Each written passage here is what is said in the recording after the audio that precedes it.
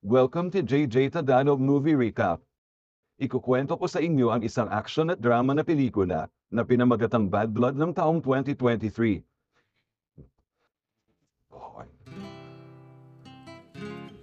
Sa simula ng pelikula, ipinakilala sa atin ang isang hitman na nagngangalang Lam. Kakauwi niya lang sa bahay at natuklas ng pinatay ang kanyang pamilya ng isang malupit na grupo ng mafia.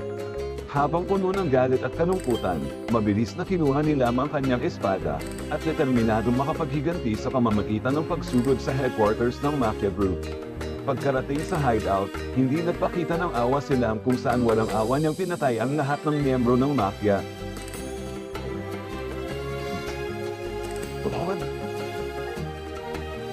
Nang matapos na siya sa kanila, ibinaling ni Lam ang kanyang atensyon sa pinuno ng mafia.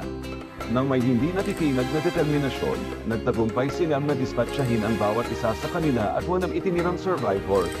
Pagkalipas ng 2 dekada, si Lam ngayon ay namumuhay na ng tahimik at kumukuha siya ng iba't ibang trabaho sa paligid ng palengke. Pagkatapos ng kanyang pang-araw-araw na gawain, bumalik na siya sa kanyang simpleng tahanan sa isang kalapit na nayon. Sa panahong ito, muling nag-asawa si Lam kung saan nakahanap siya ng pag-ibig sa isang balo na nagngangalang Han at nagkaroon ng maayos na relasyon sa kanyang anak na babae na si Yen. Sa kabila ng pagiging stepfather, inalagaan nilang si Yen na parang sarili niyang anak. Isang araw, excited na ibinahagi ni Yen sa kanyang ina na inalok siya ng trabaho sa lungsod ng isang lalaking nagngangalang T. Nang marinig ito, nabahala si Han at nagsimulang magtanong kung gaano na niya katagal kakilala si Tim at kung anong klaseng trabaho ang inaalok nito. Ipinaliwanag ni Yen na nakilala niya lang si Tim noong nakaraang linggo, ngunit naniniwala siyang isa siyang mapagkakatiwalaang tao. Sa kabila ng pagtitiwala ng kanyang anak, nag-aalala si Han sa kanyang kaligtasan at mariin siyang pinayuhan na huwag pumunta sa lungsod, lalo na't kamakailan niya lang nakilala si Tim. Gayunpaman, pagod na si Yen sa kanilang mahirap na buhay sa nayon at determinado pa ring umalis. Sinubukan nila na pakalmahin si Yen at pinaliwanag na nag-aalala lang ang kanyang ina para sa kanyang kaligtasan. Sa kabila ng kanyang pagsusumikap, pinaasan ni Yen ang kanyang boses at ipinahayag na pupunta siya sa lungsod, may pahintulot man sila o wala.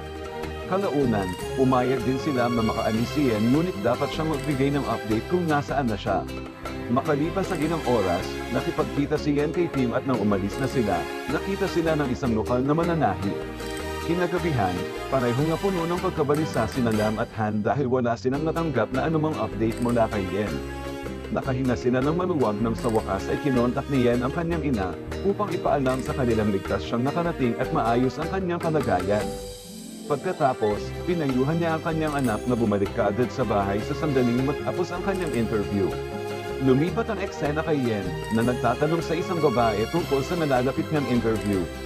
Habang naghihintay siya, dumating si Tim kasama ang ilan sa kanyang mga kasamahan at ibinunyag ang kanyang masamang plano na ibenta si Yen. Nang masense ang panganib, tinangkang tumakas ni Yen ngunit nahuli siya ng mga tauhan ni Tim. Habang lumilipas ang mga oras, mas lalo pang nadagdagan ang pag-aalala ni Lam at Han dahil hindi pa rin nakakabalik si Yen. 2:00 na ng madaling araw ngayon at hindi na rin matawagan ang telepono ng kanilang anak. Nang sumunod na araw, nagpasya si Han at Lam na pumunta sa pulisya at i-report na nawawala ang kanilang anak. Gayunpaman, ipinaliwanag ng pulisya na sisimulan lang nila ang paghahanap pagkalipas ng 48 oras at hinimok ang mga magulang na maging maingat. Nang marinig ito, napuno ng takot ang dalawang magulang. Kalaunan, sinimulan nila ang paghahanap kay Yen at tinanong ang mga kapitbahay na bumiyahe sa lungsod tungkol sa anumang nakita nilang kahina-hinala. Matapos ang isang araw ng pagtatanong, nahanap nila ang kapitbahay na nagtatrabaho bilang isang mananahi. Ibinahagi ng mananahi na nakita niya si Yen na sinundo ng isang kahina-hinalang lalaki noong nakaraang araw. Nakipag-selfie siya sa isa niyang customer at sa larawan, kitang-kita ang mukha ni Tim. Na-realize nila na ang lalaking responsable sa pagkawala ni Yen ay si Tim, ang taong nag-alok sa kanya ng trabaho. Nagpasya si Lam na humingi ng tulong sa pinakaibigan na si Lou, ang pinuno ng isang local gang sa palengke at may utang na loob kay Lam mula sa nakaraan. Nagtanong si Lam tungkol sa pagkakakilanlan at kung nasaan si Tim. Nang makita ni Lou ang litrato ni Tim, naking-gulat niya dahil notorious si Tim sa pamumuno ng isang gang na dumudukot sa mga batang babae.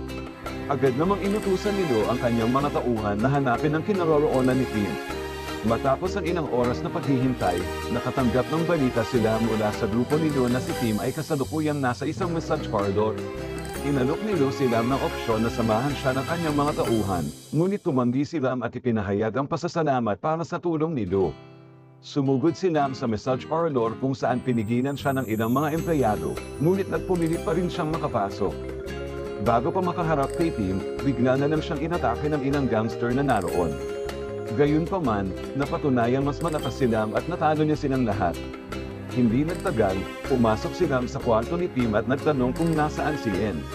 Ngayong wala nang laban si Tim, inamin niyang ibinente niya si Yen sa isang international mafia group at wala siyang ideya sa kasalukuyang kinaroroonan ng dalaga. Iminungkahi niya na maaaring hanapin ni Lam ang isang lalaking nagngangalang Chet na madalas makita sa Central Market at maaaring meron siyang higit na impormasyon. Nang walang pag-aalinlangan, nagmamadaling pumunta si Lam sa Central Market para hanapin si Chet. Kalaunan, nahanap niya si Chet na nagkataong isang pinagkakatiwalaang tauhan ng isang international mafia boss. Sinubukang tumakas ni Chet na humantong sa isang habulan sa pagitan nila.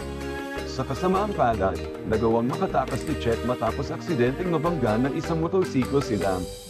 Hindi nagtagal, natagpuan ni Lam ang kanyang sarili na nasa kustodiya ng isang police detective, at pagkatapos ay sinamahan siyang makipagkita sa hepe ng pulisya. Tinanong ng hepe kung bakit niya tinutugis si Chet, kung saan ipinaliwanag naman ni Lam na dinukot ang kanyang anak na babae ng grupo ni Chet. Nang marinig ito, tinayuhan niya si Lam na itigil ang pagtugis kay Chet dahil iniimbestigahan na ng pulisya ang kanilang grupo. Nang umalis na si Lam sa police station, inutusan ng hepe ang detective na maingat siyang subaybayan. Samantala, ang asawa naman ni Lam ay binisita ng grupo ni Tim na gustong maghiganti sa nakaraang alitan nila ni Lam. Idinirekta ni Tim ang kanyang galit kay Han na humantong sa isang komprontasyon. Sa panahon ng laban, naging busy si Lam sa pag-aalala sa kaligtasan ng kanyang asawa, at nagbigay daan ang kabuluhang ito para makorner ng grupo ang ating bida.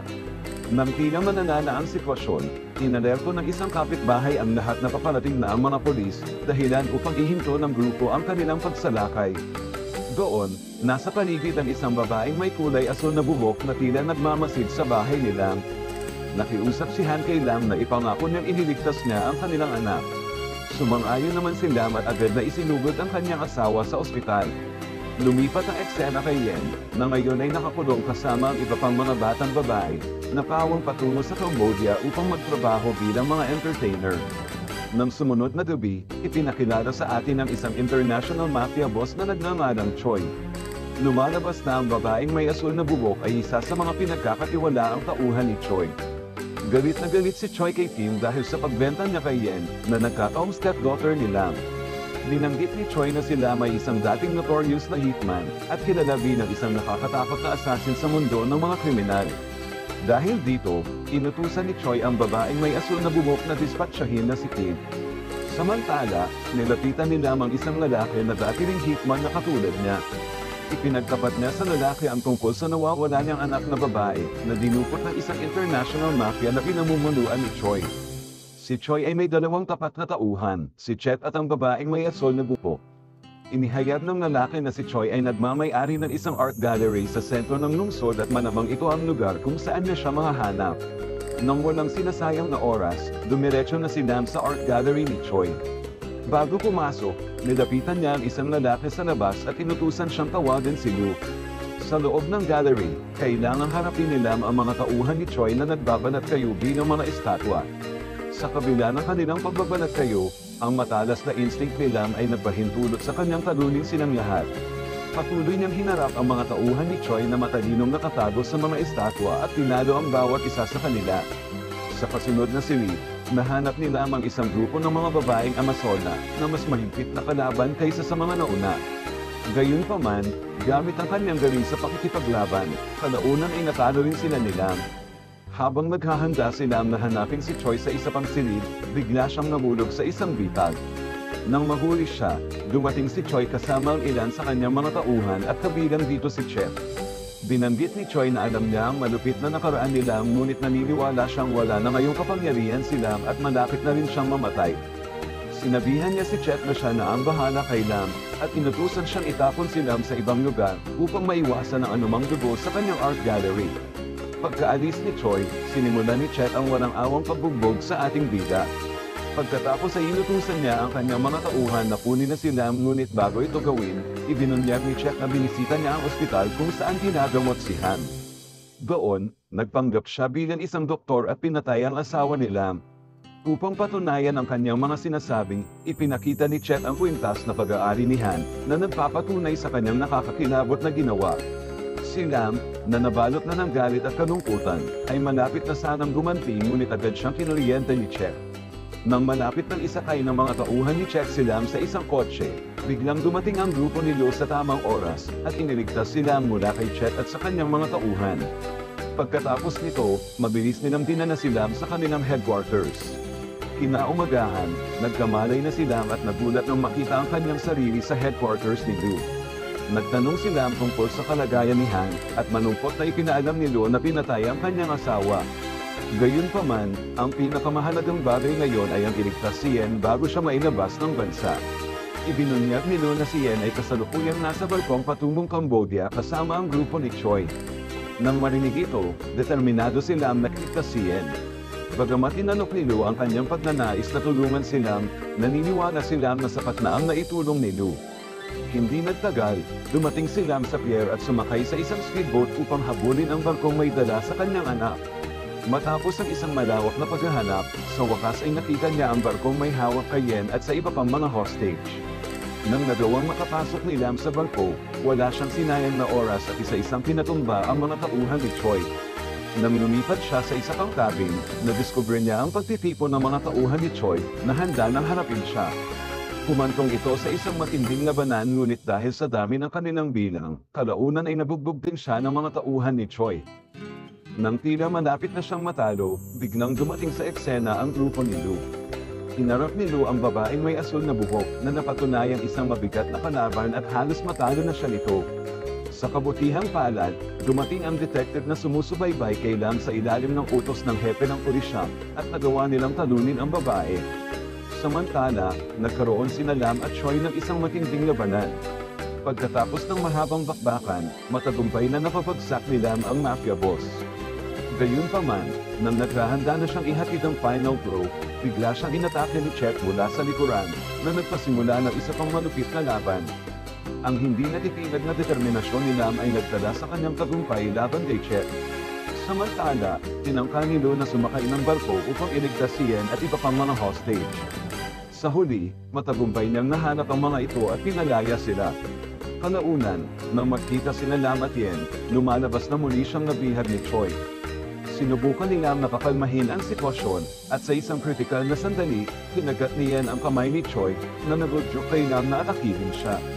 Gayunpaman, nang malapit nang ihatid ni Lam ang huling pag-atake, mas pinili niyang hayaang mabuhay si Choi at sa halip ay lumapit sa kanyang anak. Gayunpaman, bigla siyang sinaksak mula sa likuran, at si Choi naman ay binaril ng hepe ng pulisya. Hindi nagtagal, dumating na ang karagdagang puwersa at inalibutan ng mga pulis ang barkong sinasakyan nila. Matapos gamutin sa ospital, sa wakas ay nagkamalay na sila. Pagkatapos ng insidente, bumalik na sina Lam at Yen sa kanilang bahay at makikita silang nagdarasal para sa yumaong asawa ni Lam. Labis na pinagsisisihan ni Yen ang hindi pagsunod sa payo ng kanyang ina, at naniniwalang hindi sana mangyayari ang lahat ng ito kung nakinig lang sana siya.